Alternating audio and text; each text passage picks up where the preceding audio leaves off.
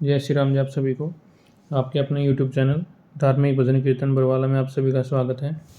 आज की इस वीडियो में हम बृहस्पतिवार की व्रत कथा और उसकी विधि, किस तरह से व्रत करना चाहिए, क्या क्या हमें उसके अंदर विधि जरूरी है, क्या क्या धारण करना चाहिए, सभी मैं आपको बतलाऊँगा। तो आइए शुरू करते हैं आज की वीडियो को। बृहस्पतिवार व्रत कथा की विधि किस तरह है वह मैं बताता हूँ आप सभी को। इस दिन भगवान विष्णु की पूजा की जाती है। दिन में एक समय भोजन करना चाहिए, पीले वस्त्र धारण करने चाहिए, पीले फलों का प्रयोग करना चाहिए। भोजन भी चने की दाल का होना चाहिए, नमक नहीं खाना चाहिए इसके अंदर। पीले रंग का फूल, चने की दाल, पीले कपड़े और पीले चंदन से पूजन करनी चाहिए। पूजन के पश्चात कथा सुननी चाहिए। यह व्रत करने से बृहस्पति देवता अति प्रसन्न होते हैं तथा धन, अन्न और विद्या व रूपवान पत्नी का लाभ होता है। स्त्रियों के लिए यह व्रत अति आवश्यक है। इस व्रत में केले का पूजन करना चाहिए। आइए बृहस्पतिवार की व्रत कथा सुनाता हूँ आप सभी को भी। बृहस्पतिवार की व्रत कथा में दो कथाएं हैं। सबसे पहले मैं आपको पहली कथा सुनाता हूँ। एक नगर में एक बड़ा व्यापारी रहता था। वह जहाज में माल लदवाकर दूसरे देशों में भेजा करता था और खुद भी जहाज़ों के साथ दूर दूर के देशों में जाया करता था। इस तरह वह खूब धन कमाया कर लाता था। उसकी गृहस्थी खूब मज़े से चल रही थी। वह दान भी खूब जी खोल कर करता था।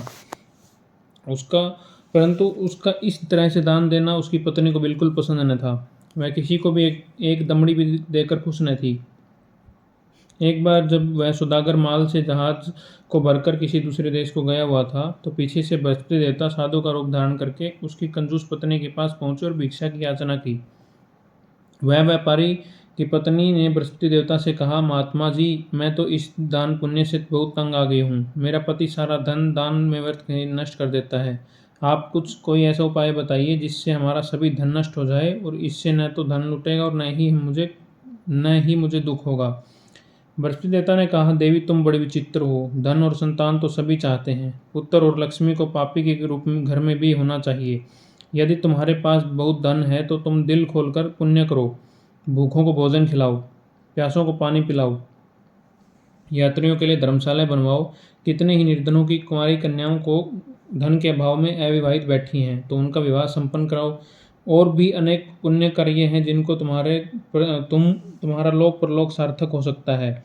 लेकिन व्यापारी की पत्नी में बड़ी ढीठ थी। उसने कहा, महात्मा जी, मैं इस विषय में आपसे कोई बात नहीं सुनना चाहती। मुझे ऐसे धन की कोई आवश्यकता नहीं जो दूसरों को बांटती फिरूं। बृहस्पति देवता बोले, यदि तुम्हारी ऐसी इच्छा है तो फिर ऐसा ही होगा। तुम 7 बृहस्पतिवार गोबर से घर लिपकर पीली मिट्टी से अपने केशों को धोना, भोजन में मांस मदिरा ग्रहण करना, कपड़े धोना, बस तुम्हारा सारा धन नष्ट हो जाएगा। इतना कहकर बृहस्पति देव अंतर्ध्यान हो गए। उस औरत ने बृहस्पति देवता के कहे अनुसार 7 बृहस्पतिवार वैसा ही करने का निश्चय किया। केवल 6 गुरुवार बीतने पर ही उस स्त्री का संपूर्ण धन नष्ट हो गया और वह स्वयं भी परलोक सिधार गई। उधर माल से भरा उसे पति का जहाज समुद्र में डूब गया। उसने बड़ी मुश्किलों से लकड़ी के तख्तों पर बैठकर अपनी जान बचाई। वह रोता धोता अपने नगर में वापस आया। वहां आकर उसने देखा कि उसका सब कुछ नष्ट हो गया है। उस व्यापारी ने अपनी पुत्री से सब समाचार पूछा। लड़की के ने पिता को वह सब साधु बृहस्पति देव वाली पूरी कहानी सुना दी। उसने पुत्री को शांत किया। अब वह प्रतिदिन जंगल में जाकर वहां से लकड़ियां चुन लाता और अपने नगर में बेचकर अपनी जीविका चलाने लगा। मगर गुजारा बड़ी मुश्किल से होता था। एक दिन उसकी पुत्री ने दही खाने की इच्छा प्रकट की, लेकिन व्यापारी के पास एक भी पैसा नहीं था। उसको दही लाकर कहाँ से देता। लकड़हारा उसे आश्वासन देकर जंगल में जाकर एक वृक्ष के नीचे बैठकर अपनी पूर्व दिशा को विचार करने रोने लगा। वह गुरुवार का दिन था। बृहस्पति देवता उसकी इस अवस्था को देखकर साधु का रूप धारण कर उस व्यापारी के पास आ पहुंचे और कहने लगे, लकड़हारे, तू इस जंगल में किस चिंता में बैठा है। व्यापारी ने उत्तर दिया, महाराज, आप सब कुछ जानने वाले हैं। इतना कहकर उसने आंध्रकंठ और भीगी आंखों से बृहस्पति देवता को अपनी आप बीती सुना दी। बृहस्पति देवता ने कहा, भाई, तुम्हारी पत्नी ने गुरुवार के दिन भगवान का अपमान किया था, इसी कारण तुम्हारा यह हाल हुआ है। लेकिन अब तुम किसी प्रकार की चिंता न करो, भगवान तुम्हें पहले से भी अधिक धनवान करेंगे। तुम मेरे कहे अनुसार गुरुवार के दिन बृहस्पति देव का पाठ किया करो। 2 पैसे के चने और मुनक्का मंगवाकर जल के लोटे में थोड़ी सी शक्कर डालकर वह अमृत और प्रसाद परिवार के सब सदस्यों तथा कथा सुनने वालों में बांट दो और खुद भी अमृत पान किया करो।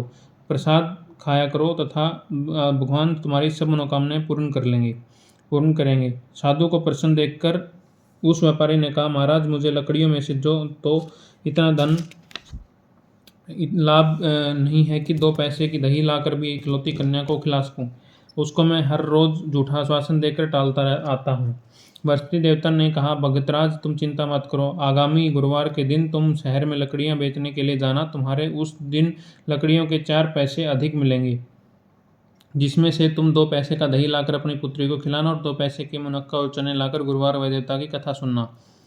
जल में जरा सी शक्कर डालकर अमृत बनाना और कथा का प्रसाद सब में बांटना और खुद भी खाना, तो तुम्हारे सब काम सिद्ध हो जाएंगे। इतना कहकर बृहस्पति देवता अंतर्ध्यान हो गए। गुरुवार के दिन उस व्यापारी ने जंगल में से लकड़ियां इकट्ठी की और शहर में बेचने के लिए गया। उसको उस दिन 4 पैसे अधिक मिले, जिसमें से 2 पैसे की दही लाकर उसने अपनी लड़की को दे दी और 2 पैसे के चने और मुनक्का लेकर अमृत बनाकर प्रसाद बांटा और प्रेम से खाया। उस दिन से उसकी सब कठिनाइयां दूर होने लगी। परंतु उस अगले गुरुवार को वह बृहस्पति देवता की कथा करना भूल गया। शुक्रवार को उस नगर के राजा ने आज्ञा दी कि कल मैंने एक बहुत बड़े यज्ञ का आयोजन करवाया है, अतएव कोई भी व्यक्ति अपने घर में अग्नि न जलाए और समस्त जनता मेरे यहाँ आकर भोजन करे। जो इस आदेश की अवहेलना करेगा उसे सूली पर लटकाया जाएगा। राजा के आज्ञा अनुसार अगले दिन सब लोग राजा के महल में भोजन करने गए, लेकिन वह व्यापारी अब उसकी लड़की दोनों तनिक विलंब से पहुंचे। अतएव राजा ने उस दोनों को अपने महल के अंदर ले जाकर भोजन करवाया। जब वह पिता पुत्री भोजन करके वापस आए तो महारानी की दृष्टि उस खूंटी पर पड़ी जिस पर उसका नौलखा हार टंगा हुआ था। उस खूंटी पर अब हार नहीं था। महारानी को विश्वास हो गया कि इसका हार लकड़हारा और उसकी लड़की ही ले गए हैं। फौरन सिपाहियों को बुलाकर दोनों बाप बेटी को कैद करवाकर जेल में डाल दिया गया। कैद खाने में पकड़कर बाप बेटी दोनों अत्यंत दुखी हुए। वहाँ इन्होंने बृहस्पति देवता का स्मरण किया। बृहस्पति देवता वहीं प्रकट हो गए और व्यापारी से कहने लगे, भगतराज तुम पिछले सप्ताह बृहस्पति देवता की कथा करना भूल गए थे, इसलिए तुम्हारा यह हाल हो गया है। परंतु तुम किसी प्रकार की चिंता न करो। बृहस्पति के दिन कैद खाने के दरवाजे पर तुम्हें 2 पैसे पड़े दिखाई देंगे। तुम वह पैसे उठाकर चने और मुनक्का मंगवा लेना। फिर विधि पूर्वक बृहस्पति देवता का पूजन और कथा करना, तुम्हारे सब दुख दूर हो जाएंगे। बृहस्पतिवार के दिन उस व्यापारी को जेल के मुख्य द्वार के पास 2 पैसे पड़े हुए मिले। बाहर सड़क पर एक स्त्री जा रही थी। व्यापारी ने उसे बुलाकर कहा कि वह बाजार से उसे 2 पैसे के चने और मुनक्का ला दे, ताकि मैं बृहस्पति देवता की कथा कर सकूं। इस पर उस स्त्री ने कहा कि मैं अपनी बहू के लिए कपड़े सिलवाने जा रही हूँ, मैं बृहस्पति भगवान को क्या जानूं। इतना कहकर वह औरत वहाँ से चली गई। थोड़ी देर बाद वहाँ से एक और स्त्री निकली। व्यापारी ने उस स्त्री को बुलाकर प्रार्थना की, बहन तुम मुझे बाजार से 2 पैसे के चने और मुनक्का ला दो, उसने मुझे बृहस्पति देवता की कथा सुननी है। वह स्त्री बृहस्पति देवता का नाम सुनकर बोली, बलिहारी जाऊं वीर भगवान के नाम पर मैं तुम्हें अभी मुनक्का और चने लाकर देती हूँ। मेरा इकलौता बेटा मर गया है, मैं उसके लिए कफन लेने जा रही थी, मगर अब पहले तुम्हारा काम करूँगी, उसके बाद बेटे के लिए कफन लाऊंगी।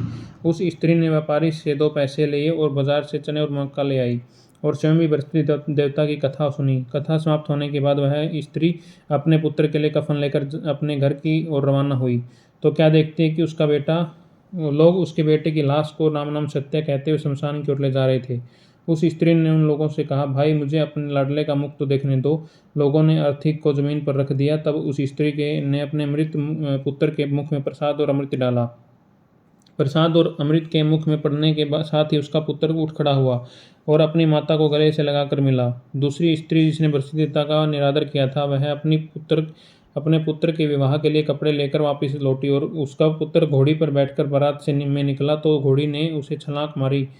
वह जमीन पर आ गिरा और बुरी तरह से घायल हो गया। कुछ ही क्षण के पश्चात वह मर गया। तब वह स्त्री रोकर बृहस्पति देवता से कहने लगी, हे देव मेरा अपराध क्षमा करो। उसकी प्रार्थना सुनकर भगवान बृहस्पति साधु का रूप धारण कर वहाँ आए और उस स्त्री से कहने लगे, देवी अधिक विलाप करने की कोई जरूरत नहीं है। तुम्हारे गुरुवार देवता का निरादर किया था, जिसका परिणाम तुम्हें मिला है। तुम जेल खाने जाकर भक्त से क्षमा याचना करो, उससे सब कुछ ठीक हो जाएगा। वह स्त्री फिर जेल खाने पहुंची और मुख्य द्वार के पास जाकर उस व्यापारी के से हाथ जोड़कर कहने लगी, भक्तराज, मैंने तुम्हारा कहा नहीं माना, मुनक्का और चने लाकर तुम्हें नहीं दिए। इससे गुरुवार देवता रुष्ट हो गए, जिसके कारण मेरा इकलौता बेटा लड़का घोड़े से गिरकर मर गया। व्यापारी ने कहा, माता तू चिंता मत कर, गुरुवार देवता सब कल्याण करेंगे। तुम अगले गुरुवार को आकर बृहस्पति देवता की कथा सुनना। तब तक अपने पुत्र के शव को फूल, इत्र, घी आदि सुगंधित पदार्थों में रख दो। उस स्त्री ने ऐसा ही किया। बृहस्पति का दिन भी आग पहुंचा। वह 2 पैसे के मुनक्का और चने लेकर और पवित्र जल का लोटा ले भरकर जेल के द्वार पर आई और श्रद्धा के साथ बृहस्पति देवता की कथा सुनी। जब कथा समाप्त हुई तो अमृत व प्रसाद लाकर उसने अपने मृत पुत्र के मुख में डाला। अचानक उसकी सांसें आने लगी और वह उठकर खड़ा हो गया। पुत्र को लेकर वह महिला खुशी से अपने घर को रवाना हुई और बृहस्पति देवता के गुण गाने लगी। उसी दिन रात्रि में राजा को बृहस्पति देवता ने स्वप्न में दर्शन दिए और कहा, हे राजन, तूने जिस व्यापारी और उसकी पुत्री को जेल में बंद कर रखा है वह दोनों निर्दोष हैं। अब दिन निकलने के साथ ही दोनों को जेल से रिहा कर दो। तेरी रानी का नौलखा हार उसी खूंटी पर लटका है। जिस दिन निकला तो रानी ने अपनी हार खूंटी पर लटका देखा। राजा ने उस व्यापारी को जेल से रिहा कर अपने अपराध के लिए उससे क्षमा मांगी और उसको अपना आधा राज्य देकर तथा उसकी लड़की का उच्च कुल में विवाह कर दहेज से हीरे जवाहरात दिए। बृहस्पति देवता ऐसी हैं जिसने जैसी मनोकामना होती है वह पूर्ण होती है।